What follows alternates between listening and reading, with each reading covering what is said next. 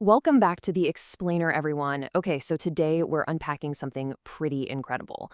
We're looking at the scientifically proven storytelling strategy behind some of the absolutely biggest tech and product empires in the world.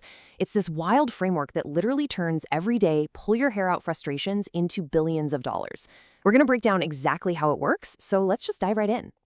Quick question for you. What do a totally failed multiplayer video game and, of all things, an obscure online snowboard shop have in common? Well, the answer isn't some magical line of code, and it's definitely not a secret marketing hack.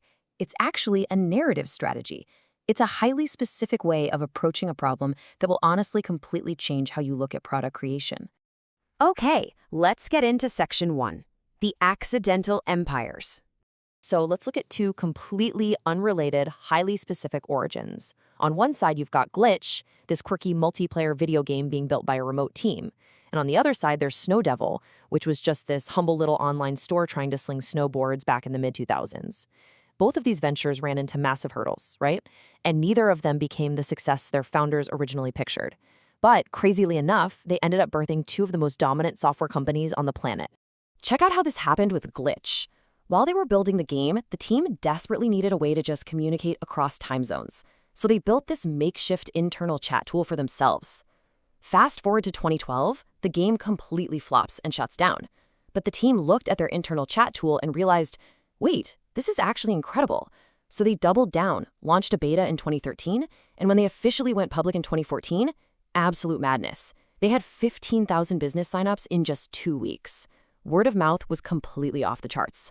That accidental, scrappy internal tool, yeah, that became Slack. And then over in e-commerce, you have founder Tobias Lütke. He was just incredibly frustrated with how clunky the available software was for his snowboard shop. Because he was a programmer by trade, he figured he'd just code his own solution. It was meant to be this 2-month side project just to sell some snowboards, right? It solved his immediate headache, but eventually it morphed into this massive, comprehensive retail toolkit. That toolkit is Shopify. You know, the platform literally millions of businesses use today. He never set out to build an e-commerce giant. He literally just wanted a better way to sell snowboards. Moving on to section 2, scratching your own itch. In the business world, we call this scratching your own itch. It's basically the process of noticing a problem and solving it, first just for yourself, and then eventually for like-minded customers. This right here is the foundational principle for these massive successes. You see, you don't start by sitting in a room guessing what some hypothetical market out there might want. No, you start by solving a very real, incredibly annoying problem that you personally are dealing with every single day. To see exactly what this looks like in action, listen to this quote from the founders of RxBar, Peter Rahal and Jared Smith. They said, "It's 2013, and we called BS on Protein Wars. We decided to stop talking and try to make it ourselves." I love that. They were just avid gym goers, sick and tired of protein bars that either tasted like actual chalk or were packed with mysterious chemicals. Their personal need for a better bar is the perfect example of scratching your own itch. They simply built the exact product they wanted to eat. And hey, this isn't just a physical product thing either. Take Jotform's origin story. Founder Ada Tank was stuck doing this super tedious HTML web form work that was honestly driving him crazy. He just wanted to simplify the process for himself and, for other people who couldn't code. So he threw together a prototype to solve his own immediate problem. He didn't start with some giant marketing budget or a master plan for global dominance. He literally just fixed his own headache and then slowly, organically grew the tool to what is now over 4 million users. It's a highly repeatable pattern. Let's jump to section 3, why this story works. Now, the actual psychology behind why this works is super fascinating, and it's actually backed by a study in the International Journal of Academic Multidisciplinary Research. They looked at entrepreneurs in Iringa, Tanzania. And what the research proves is that this narrative structure works universally across totally different cultures. Think of it like a story. When an entrepreneur shares their personal hardship, that hardship is the antagonist. The business stepping in to fix it, that's the protagonist. And the outcome of this story is deep emotional resonance and genuine communal investment. This goes way beyond your standard brand loyalty. People aren't just buying a product. They feel like they're buying into a shared human struggle and its resolution. Just to put that into perspective, consider an energy-efficient stove vendor from that exact same study in Tanzania. They said, "I saw the women in Iringa, their eyes stinging from firewood smoke, and their families spending too much money on charcoal. I tell them, this stove is not just an item, it is the answer to that problem." You see what they're doing there? By framing the product as the direct, personal answer to a really deeply felt shared frustration, it creates this profoundly human connection with the buyer. It's incredibly powerful. Section 4. Convincing the investors. So this exact same storytelling magic, it applies heavily to fundraising too. There's this fascinating 2022 study from Junior Management Science that proves storytelling isn't just fluffy marketing. It's actually a critical tool for building what researchers call venture legitimacy. They use this term cultural entrepreneurship, which is basically the sociological tactic of using your personal narrative to bridge the massive gap between a founder's vision and an investor's wallet.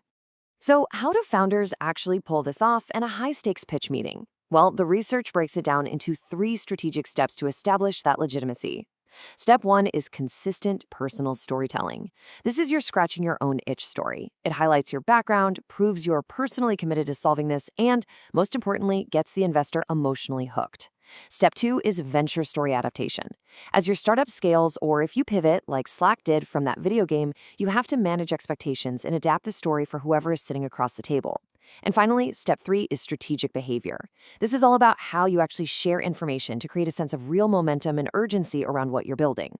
And honestly, if you're doubting the power of a good narrative over raw data, listen to this quote from the study from an entrepreneur named Finn. He said, "Someone who can tell a mega story and creates excitement, maybe he has a crappy product, but people invest." That pretty much hits the nail on the head, right? It perfectly illustrates that investment decisions are often surprisingly emotional. They're driven by narrative hype, perceived cultural proximity, and that personal connection you build in the room. Investors aren't just dumping money into spreadsheets. They're investing in compelling stories of problems being solved. Bringing it all together in Section 5, your discovery story template. Let's get practical for a second. I want to walk you through this incredibly useful copywriting framework that got super popular on Reddit.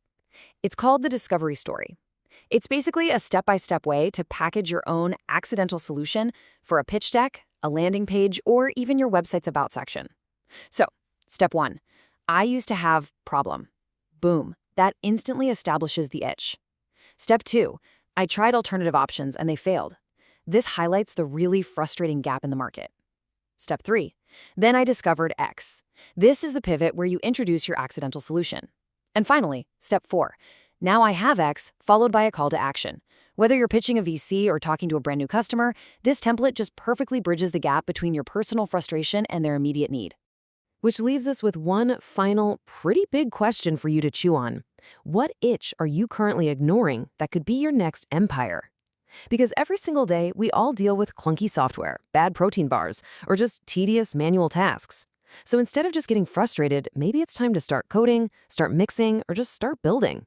Because as we've seen today with companies like Slack, Shopify, and Jotform, the most massive empires often start as nothing more than simple, accidental solutions to a founder's very personal annoyance. Thanks for joining me for this explainer, everyone. Keep building, keep scratching those itches, and I'll catch you next time.